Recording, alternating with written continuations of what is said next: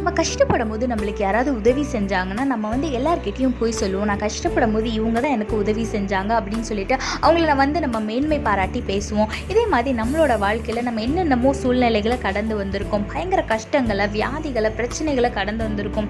ஆனால் எல்லா சூழ்நிலையிலையும் நம்மளோட கூட இருந்தது தேவன் மாத்திரம்தான், நம்மளுக்கு உதவி செய்தது தேவன் மாத்திரம்தான். அவருடைய பலனை வச்சு தான், அவர் நம்மளுக்கு தந்த பலனை வச்சு தான் நம்மளோட வாழ்க்கையில் இவ்வளோ தூரம் நம்ம கடந்து வந்திருக்கோம்.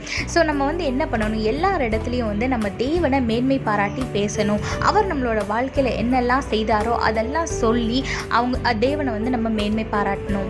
வேதத்தில் பாருங்க, சங்கீதம் 71:16 கர்த்தராகிய ஆண்டவருடைய வல்லமையை முன்னிட்டு நடப்பேன், உம்முடைய நீதியை பற்றியே மேன்மை பாராட்டுவேன்னு வேதத்தில் போட்டிருக்கு. ஆமாங்க, இது வரைக்கும் தேவன் உங்களோட வாழ்க்கையில் செய்த எல்லா காரியங்களையும் நீங்கள் வந்து எல்லார் இடத்துலையும் பகிர்ந்து கொண்டு தேவனை மேன்மை பாராட்டுங்க.